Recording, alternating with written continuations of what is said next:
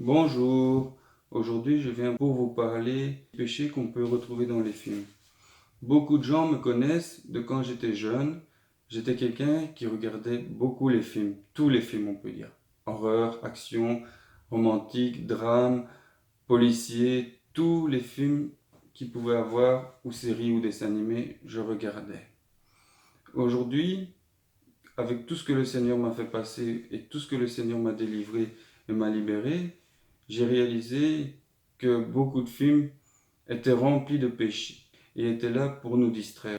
D'ailleurs, c'est très simple, on parle toujours de box-office, on parle toujours de budget, ah voilà, tel film a engendré tel bénéfice, c'est tout ce qui compte.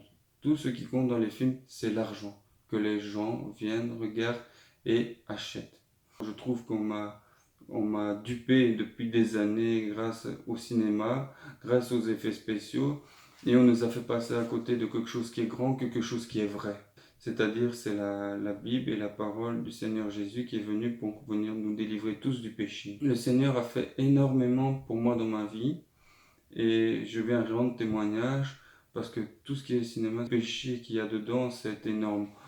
Film d'action, un héros, un méchant, le héros cherche le méchant, tue le méchant. Un film d'action, généralement, c'est œil pour œil, dent pour dent. Je suis le plus grand bagarreur, il n'y a personne qui peut m'arrêter. Je suis le plus grand maître de kung-fu, de judo ou autre. Personne ne peut m'arrêter, il n'y a rien qui m'arrête, je suis plus fort. Et celui qui m'embête, je l'envoie au cimetière. Quel mauvais message que ce genre de film peut nous apporter. Ce genre de film peut nous apporter vraiment de très mauvais messages. On peut prendre aussi le suivant, les films d'horreur. Et là où je ne sais pas vous dire quel genre d'histoire, parce qu'il y a beaucoup d'histoires dans les films d'horreur, toutes différentes, des gens qui attaquent dans nos rêves, des gens qui attaquent dans la journée avec des grands couteaux, il y a des gens qui viennent nous piéger en nous forçant à faire des choses. Les films d'horreur aussi nous montrent aussi des mauvaises images. Les films d'horreur nous habituent à voir du sang.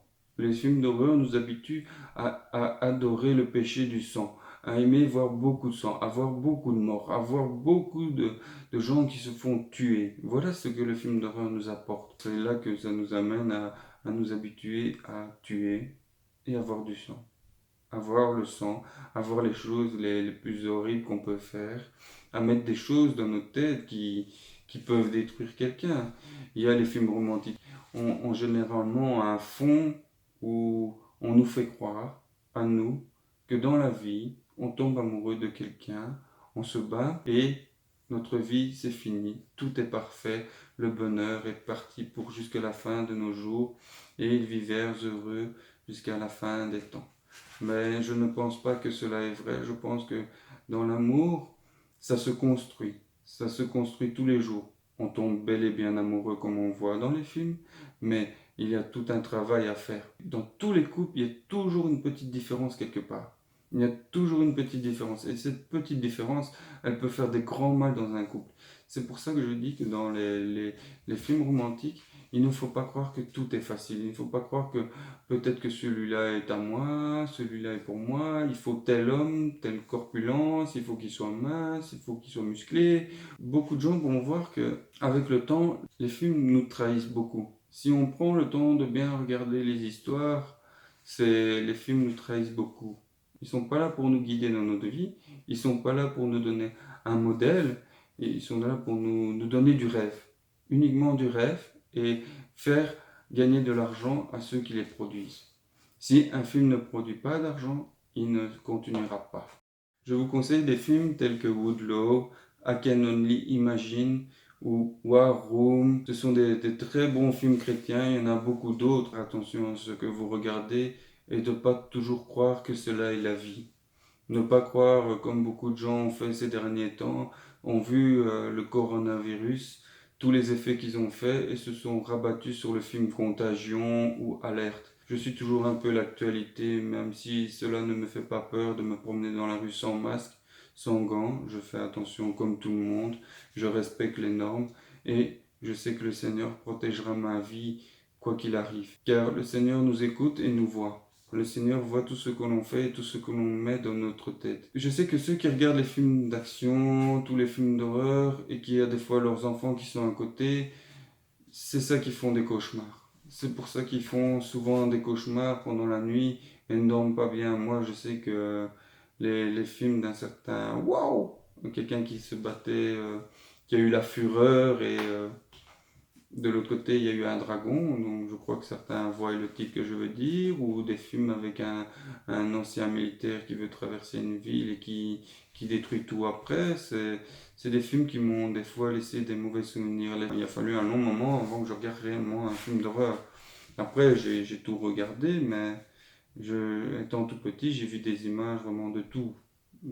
J'espère vraiment que ce que j'ai connu quand j'étais petit ne se reproduira pas maintenant dans certains foyers. Parce que les scènes de nuit, il y en a beaucoup. Et je sais que les scènes d'action et des scènes horribles, il y en a énormément. J'espère vraiment que les gens vont faire très attention à cela. Pour nos enfants, il faut qu'on change. Il faut vraiment qu'on apprenne à les aider. Il faut vraiment qu'on apprenne à les guider. Depuis que je suis la Bible, depuis que je pratique vraiment mon rôle de chrétien, mon rôle de disciple de Dieu, en tant qu'évangéliste, je peux vous assurer que je me sens vraiment mieux dans mon cœur, je me sens vraiment mieux dans mon esprit. Cela est mieux qu'un écran de TV, c'est mieux qu'une distraction sur une tablette ou un GSM, c'est mieux qu'un PC. Sortir dehors, je trouve ça vraiment très très bien. Et c'est ça que je viens aujourd'hui en vous disant que le petit péché du cinéma, faites très attention parce qu'un film cache toujours une mauvaise chose derrière. Il est très rare de voir un bon film où il y a un bon message ou qui vient nous guider en nous disant d'aider les autres, de faire attention, de ne pas faire tout ce qu'on nous dit, faire attention parce que on ne nous dit pas toujours la vérité, on nous ment souvent, on fait beaucoup de bourdes, mais nous payons tous. Et je sais que nos paroles ne sont pas toujours acceptées et je respecte ceux qui ne veulent pas croire. Donc voilà, je voudrais vous dire, faites très attention au genre de films que vous regardez. Profitez vraiment de tout le temps qui reste du confinement pour regarder de très bons films. N'hésitez pas à faire des petits témoignages sur YouTube pour montrer tout l'intérêt que vous avez pour les films chrétiens. Parler de votre expérience pendant le confinement est une bonne chose, surtout si vous profitez de vos enfants, si vous leur apprenez des Bibles. Moi, honnêtement, à l'heure actuelle, je me prépare pour la fin du confinement et revenir parler aux gens. Je me reprépare pour aller rechercher les adolescents, pour aller rechercher les parents, tous les gens qui ne connaissent pas Dieu et venir évangéliser dans la rue. Essayer de faire un maximum de bonnes actions. Je ne sais pas encore vraiment comment le confinement se prévoit, mais j'ai pas l'intention de rester devant la TV. La TV a fait perdre de temps m'a fait perdre énormément de temps dans ma vie, surtout dans des mauvais films. Alors si vous êtes dans un confinement, profitez d'un bon film pour distraire votre famille et n'hésitez pas vraiment à nous mettre un petit pouce ou un petit avis. Cela nous fera énormément plaisir et cela nous fera énormément plaisir et n'hésitez vraiment pas, quoi. On y répondra avec une grande joie. Et tous ceux qui nous connaissent déjà dans la rue, qui sont habités de nous voir, venir évangéliser ou nous voir faire notre action tout le temps dans la rue, parce qu'on aime bien ça, moi et ma femme Déborah. Et je peux vous assurer que ceux qui ont envie de faire la même chose, je leur conseille vraiment de le faire. Je leur conseille de se lancer. C'est vraiment important qu'on soit un maximum à changer, à aller chercher les gens.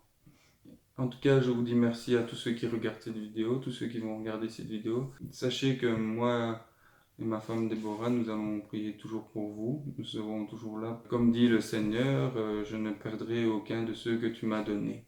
Et cela, nous allons essayer d'y arriver ensemble. Et nous allons même essayer d'avoir plus que même de ceux que tu nous as donnés, le Seigneur nous a donnés. Nous irons chercher plus. Nous espérons vraiment que vous allez passer une très bonne soirée, regarder un bon film, il y en a quand même assez bien. Et pensez toujours à voir, quand vous avez fini un film, quel était le fond. Il y en a peut-être ceux qui n'ont rien de méchant, mais beaucoup ont toujours un mauvais fond. Et pour cela, je vous conseille vraiment, quand vous avez fini un film, d'y réfléchir et voir si ce film avait un sens vraiment ou ce n'était que du tape à l'œil, du beau rêve et uniquement. Profitez vraiment bien du confinement et j'espère vous voir très bientôt dans la rue.